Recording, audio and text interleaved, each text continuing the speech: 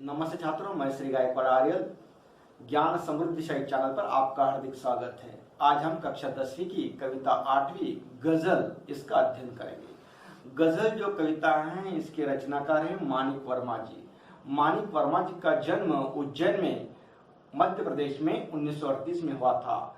ये बहुत प्रेरणादायी गजलें होती हैं इनकी, और इस प्रस्तुत गजल के माध्यम से, बहुत सारे शेर के माध्यम से हम सबका जीवन निरंतर अच्छे कर्म से आगे बढ़ने के लिए प्रेरित करने का प्रयास करती हैं। गजल की कुछ पंक्तियां, शेर। गजलकार हमें संदेश देते हैं, अपने रंग रूप से अच्छे दिखने के बजाय अपने कर्मों से सुंदर दिखना बहुत आवश्यक है। गजल का मतलब होता है एक पारसी और उर्दू का एक छंद है जो गीत की तरह गाया जाता है, जिसका प्रमुख विषय ज्यादातर प्रेम प्यार ये होता है। यहां हमें गजल,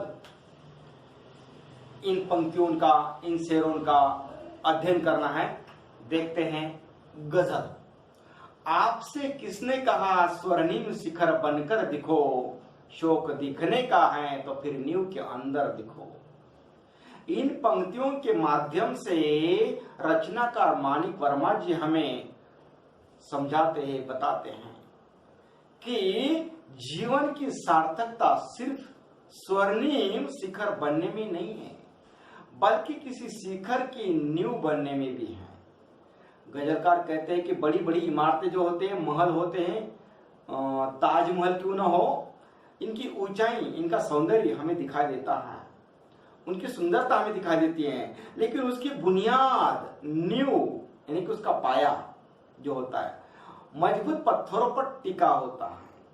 अतः हमें भी सदैव हमेशा नींव का वो मजबूत पत्थर अर्थात आधार बनना चाहिए, जो कईयों कुछ लोगों को ऊंचाई तक पहुंचा सके और उसे संभाल सके। क्योंकि शिखर का अस्तित्व तभी तक है, ऊपर का जो शिखर होता है महल का, वो तभी तक है जब तक उसकी नींव सुरक्षित है, नींव मजबूत है, तब तक। यहाँ स्वर्णिम का मतलब सोने का रंग, शिखर का मतलब पर्वत की ऊपर की चोटी, सिर, शोक यानी कि लालसा, नींव का मतलब आधार, मराठी में उसे पाया कहा जाता है। ओ दूसरी पंक्तियां। चल पड़ी तो गर्द बनकर आसमानों पर दिखो, चल पड़ी तो गर्द बनकर आसमानों पर लिखो, और अगर बैठो कहीं तो मील का पत्थर दिखो। यहां इन पंक्तियों के माध्यम से गजलकार हमें कहते हैं, जिस प्रकार हवा के झोंकों के साथ एक बार गर्द अर्थात धूल चल पड़ती है ना, तो धीरे धीरे पूरे आसमान में छा जाती है, उसी प्रकार हम भी अपने मन में जब कोई संकल्प, कोई निश्चय ठान ले, तो अपने उद्देश्य में सफल होने तक हमें चलते रहना चाहिए। यदि जीवन के किसी पड़ाव पर हमें थककर या स्वेच्छा से, अपनी इच्छा से ठहरना भी पड़े, तो हमें मील के पत्थर की तरफ बैठना चाहिए। मील का पत्थर कैसा होता है? जैसे हम कहीं यात्रा पर जा रहे हैं और जिस गांव जा रहे हैं, जिस शहर जा रहे हैं, उस गांव अभी कितना दूर है ये हमें कौन बताता है? उस सड़क पर लगे हुए मील के पत्थर, उस पर लिखा रहता है, जैसे कुछ यहां से बंबई 50 किलोमीटर है तो वहां लिखता है बंबई 50 किलोमीटर, तो हम समझ जाते हैं यात्री कि यहां से भी 50 किलोमीटर दूरी पर मुंबई शहर है। उसी प्रकार जिस प्रकार मील का पत्थर सदियों से एक ही स्थान पर अटल रहते हुए भी लोगों का पथ प्रदर्शक बना रहता है ना, उसी प्रकार हमें भी जीवन में कुछ ऐसा करना चाहिए जो आने वाली पीढ़ियों के लिए मील का पत्थर साबित हो जाए। हमारे बाद भी हमारा कर्म आने वाले पीढ़ियों के लिए मार्गदर्शक साबित हो, ऐसा हमारा कर्म हो। देखते अगली पंक्तियां। सिर्फ देखने के लिए दिखना कोई दिखना नहीं, सिर्फ देखने के लिए दिखना कोई दिखना नहीं, आदमी हो तुम अगर तो आदमी बनकर दिखो। इन पंक्तियों में कवि हमें कहते हैं लोगों को अच्छा लगने के लिए दिखना कोई महत्व नहीं रखता। लोगों का अच्छा लगे, लोगों को अच्छा लगे इसलिए अच्छा दिखना चाहिए, ये कोई महत्व नहीं रखता। झूठ दिखावे से मनुष्य को हमेशा दूर रहना चाहिए। आदमी अपनी झूठ दिखावे से दूर रहना आवश्यक है। आदमी का आदमी बनकर दिखना ज्यादा महत्वपूर्ण है। आदमी में इंसानियत कूट कूट कर भरी होनी चाहिए, मानवता उसमें भरी हुई चाहिए। व्यक्ति को बाहरी चमक धमक अर्थात सूरत, पहनावा, साज सज्जा की सुंदरता से अधिक अपने मन, अपने कर्म, अपने वचन की सुंदरता को महत्व देना चाहिए। जीव अपने जन्म के साथ ही कर्म से मनुष्य बनता है। अन्य लोगों के प्रति सहयोग परोपकार की भावना रखना तथा मानवता का धर्म निभाना ही सच्ची मनुष्यता है। मनुष्य का अच्छा कर्म और व्यवहार ही उसका असली चेहरा है। अतः हमें अपना जीवन कर्म की सुंदरता से पोषित करना चाहिए, न कि दिखावे का ढोंग करना चाहिए। अगली पंक्तियां। जिंदगी की शक्ल जिसमें टूट कर बिखरे नहीं। जिंदगी की शक्ल, शक्ल यानी कि चेहरा, जिसमें टूट कर बिखरे नहीं। पत्थरों के शहर में वो आईना बनकर दिखो। आईना मतलब अपने कर्म से चमकने वाला व्यक्ति। यहां जो गजलकार रचनाकार मानिक वर्मा जी वो हमें बताते हैं कि हमें पत्थरों के शहर में वो आईना बनकर दिखना चाहिए जिसमें जिंदगी की कोई शक्ल टूट कर न बिखरे। अगर कोई आईना नीचे गिर गया, टूट गया, उसके टुकड़े टुकड़े हो गए और उस टुकड़े हुए आईने में अगर हमने अपना चेहरा देखा तो टूटा टूटा सा चेहरा दिखा देता। उस तरह से बिखरा हुआ चेहरे के रूप में हमें समाज को अपना चेहरा नहीं दिखाना है। गजलकार के अनुसार हमें पत्थरों के इस शहर में जहां हर किसी की संवेदनाएं, संवेदना का मतलब क्या होता है? दूसरों की पीड़ाओं को समझ लेना, दूसरों की पीड़ा में, दुख में, दर्द में शामिल होना।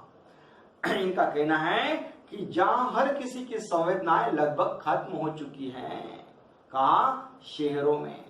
शहरों में लोगों के मन में संवेदनाएं नहीं है। हमें ऐसा इंसान बनना होगा जिसमें इंसानियत जिंदा हो। हमें वो आईना अर्थात इंसान बनना होगा जिसमें संवेदनाएं, जो संवेदनाएं हैं वो साफ तौर पर दिखाई देती हैं। जैसे बाबा आमटे, डॉक्टर बाबा आमटे जी ने जो आदिवासी होते हैं उनकी सेवा की। मदर टेरेसा जी हैं, उन्होंने लोगों के दुख को समझा और उनकी सेवा की। उस तरह से हमें भी लोगों की संवेदनाएं समझ लेनी है और वो साफ तौर से हम संवेदना समझकर उनकी सेवा करनी हमारा कर्तव्य, जो कर्म है वो निभाना है। अगली पंक्तियां। आपको महसूस होगी तब हर एक दिल की जलन। आपको महसूस होगी तब हर एक दिल की जलन जब किसी धागे सा जलकर मोम के भीतर दिखो।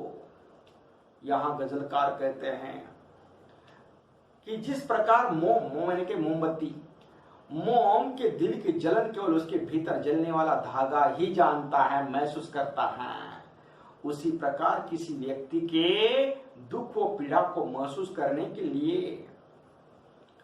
लिए हमें स्वयं उस दुख व पीड़ा का अनुभव करना पड़ता है। दूसरों के कष्ट व वेदना को अंतर्मन से अनुभव किए बिना हम उसकी तकलीफों परेशानी का अनुमान नहीं लगा सकते। अतः हमें पर पीड़ा का अनुभव करते हुए यथासंभव दुखियों का दुख कम करने का प्रयास करना चाहिए। महात्मा फुले, सावित्रीबाई फुले, डॉक्टर बाबा साहब अम्बेडकर, राजर्षि शाहू महाराज, इन्होंने दीन दलितों के दुख को समझा, लोगों की जिंदगी कैसी है, और फिर उनकी तकलीफों को दूर करने के लिए समाज में शामिल हुए, दुखी समाज में शामिल हुए और उनका दुख दूर करने का प्रयास किया। बस आपको भी, जैसे उन्हें उदाहरण दिया यहाँ पर कवि ने, कि जैसे मोमबत्ती के अंदर धागा होता है, वो धागा उस मोम में होता है और मोम के साथ वो भी जलते जाता है, लेकिन मोम और धागा जलता है लेकिन लोगों को उजाला, रोशनी देता है, राह दिखाता है। उसी तरह हमें भी तकलीफें उठानी है, चलना है, खत्म होना है, लेकिन खत्म होते होते लोगों को उजाला देना, रोशनी देने, उन्हें अच्छा पथ दिखाना है। अगली पंक्तियां। एक जुगनू ने कहा, जुगनू यानी कि रात में चमकने वाला कीड़ा। एक जुगनू ने कहा मैं भी तुम्हारे साथ हूं वक्त की इस धुंध में, धुंध यानी कि धुआं, कोहरा, उसे हम कोहरा कहते हैं। एक जुगनू ने कहा मैं भी तुम्हारे साथ हूं वक्त की इस धुंध में, तुम रोशनी बनकर दिखो। एक जुगनू कहता है, जुगनू के माध्यम से हमें कवि संदेश दे रहे हैं। ये जुगनू कहता है कि वक्त धुंध में वो हमारे साथ है। कौन? जुगनू। चारों तरफ अंधेरा फैला है, अंधकार फैला है, हमें रास्ता कौन दिखाता है? छोटा सा जुगनू। वो कहता है डरो नहीं, मैं हूं, मैं आपको रास्ता दिखाता हूं, किंतु हमें स्वयं रोशनी बनकर अपनी राह पर आगे बढ़ना होगा। गजलकार के अनुसार संकट के घनघोर अंधेरे में जुगनू रूपी सहयोगी हमारा साथ तो देते हैं। जुगनू जैसे बहुत सारे लोग हमें साथ देते हैं संकट में, किंतु हमें अपनी समस्याओं से लड़कर अपना लक्ष्य स्वयं प्राप्त करना होगा। अतः जीवन के संघर्ष पथ पर समस्याओं से लड़ते हुए या लड़ते समय हमें सहारा ढूंढने के बदले स्वयं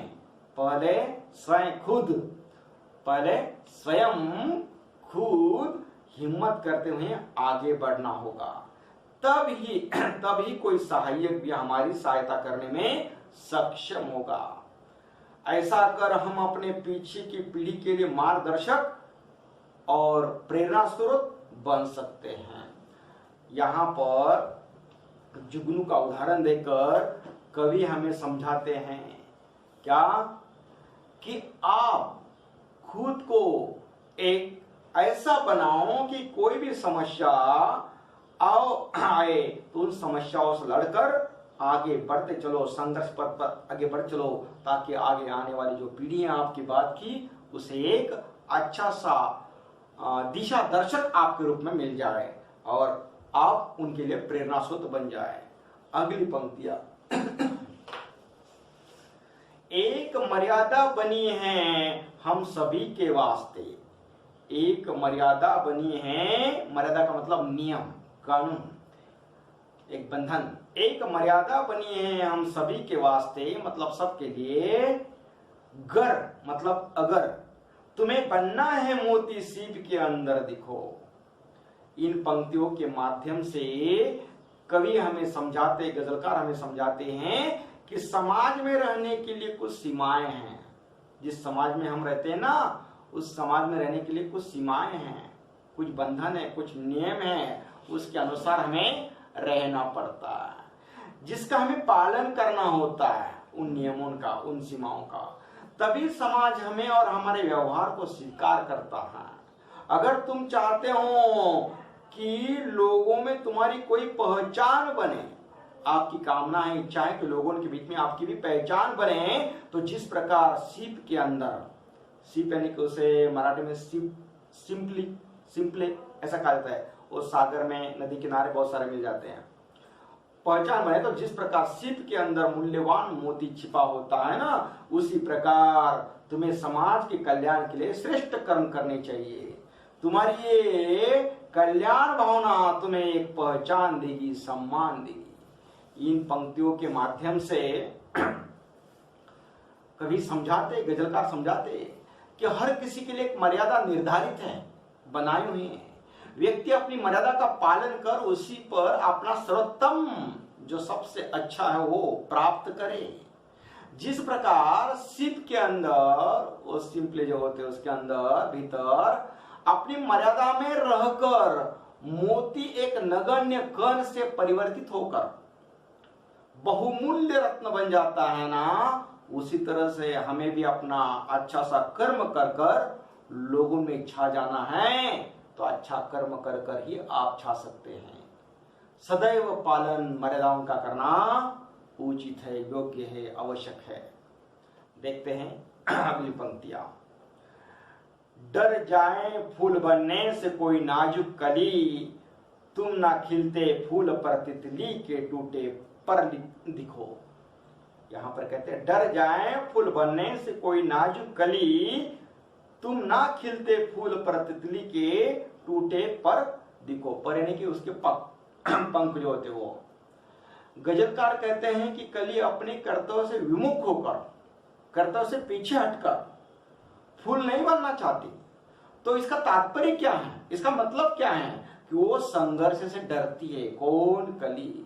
उसे लगता है मैं अब कली हूं, कली से फूल बन जाऊंगी तो मेरे अंदर जो रस है वो चूसने के लिए तितली आ जाएगी, मुझे संघर्ष करना पड़ेगा। वो कहते तुम्हें कली से फूल बनने में थोड़े से संघर्ष से नहीं घबराना चाहिए, क्योंकि फूल बनने का संघर्ष तो बहुत कम है। तुम्हें तो तितली के टूटे पर की भांति दिखना है। जैसे उड़ते उड़ते जूस पीते पीते कहीं चिपक कर तितली के पंख टूट जाते हैं, पर उसके टूट जाते, वो कितना संघर्ष होता है। उसके पर टूट जाते लेकिन वो संघर्ष से पीछे नहीं हटती। उस तरह से तुम्हें भी यहाँ उसके टूटे हुए पर की तरह दिखना है, जो तितली के अथाह, जिसकी कोई सीमा नहीं ऐसी, अथाह संघर्ष को दर्शाता है। यहाँ कवि संदेश देना चाहता है कि हर किसी का जीवन संघर्षों से भरा है। अतः व्यक्ति को छोटी छोटी बाधाओं से डरते हुए अपने कर्तव्य से विमुख नहीं होना चाहिए, बल्कि उसे संघर्ष पथ पर दृढ़ता से आगे बढ़ते हुए लोगों के लिए प्रेरणा स्रोत बनना आवश्यक है, जरूरी है। देखते हैं अगली पंक्तियां। कोई ऐसी शक्ल तो मुझको दिखे इस भीड़ में, मैं जिसे देखूं उसी में तुम मुझे अक्सर दिखो। अक्सर का मतलब हमेशा। इन पंक्तियों में कवि कहते हैं, माणिक वर्मा जी कहते हैं कि उस दुनिया की इस भीड़ में एक ऐसे चेहरे की तलाश है।